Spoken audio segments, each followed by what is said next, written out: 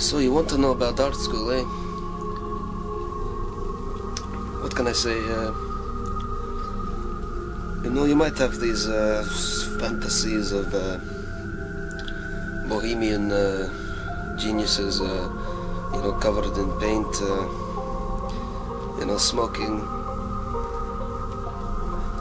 opulent surroundings, antique easels, the hot reek of oil paint and turpentine, and beautiful, attractive young women. But